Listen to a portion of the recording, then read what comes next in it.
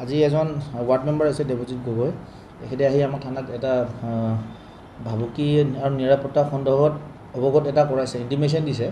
সৰি, এইটো এফআইআৰ বুলি দিয়া নাই, অৱগত কৰি আবেদন বুলি দিছে এটা।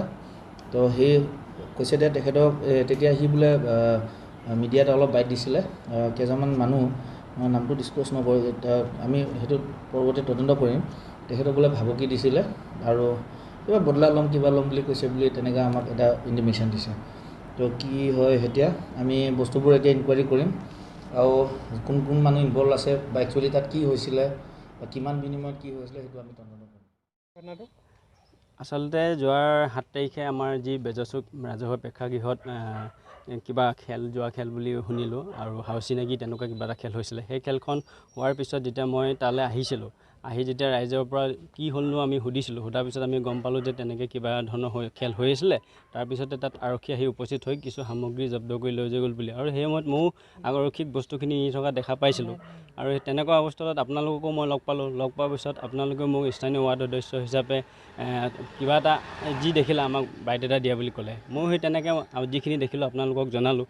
জনোৱাৰ পিছতে ৰাতি প্ৰায় 9:30মান বজাত মোৰ গৃহতে মই মানে মোৰ গাহৰিৰ কাৰণে কচু কাটি আছিলোঁ।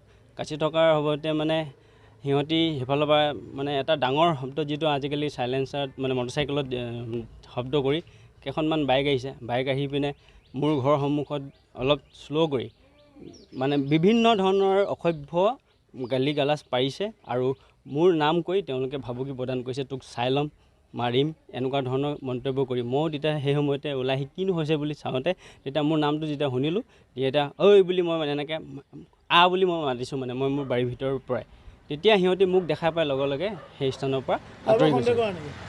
মই এই ক্ষেত্ৰত আচলতে আন্ধাৰ আছিলে, আন্ধাৰ হোৱাৰ কাৰণে মই সেইখিনি কথা ইমানকৈ চেহেৰাটো ধৰিব নোৱাৰিলোঁ, মানে আন্ধাৰ হোৱাৰ কাৰণে। মই প্ৰশাসনক ইতিমধ্যে এজাহাৰ নহয়, মোৰ যে এনেকুৱা এটা হৈছিলে, তেওঁলোকে যে মোক এনেকুৱা এটা ভাবুকি হৈছে, নিৰাপত্তাৰ খাতিৰত মই মোৰ প্ৰতিৰক্ষাৰ কাৰণে মই আইন হাতত তুলিবলৈ যে কেতিয়াবা বাধ্য হ'বলগীয়া হ'ব পাৰে, তেনেকুৱা এটা পৰিস্থিতি উদ্ভৱ হ'ব পাৰে, সেই কথা লৈ মই তেওঁলোকক এখন জাননী প্ৰেৰণ কৰিছোঁ। আৰু আৰক্ষীয়ে কৈছে যে সেইটো আমি তদন্ত প্ৰক্ৰিয়ালৈ আনিছোঁ। আচলতে তাত কি হৈছিলে কি নাই হোৱা তদন্ত প্ৰক্ৰিয়াত গোটেইখিনি আহিব।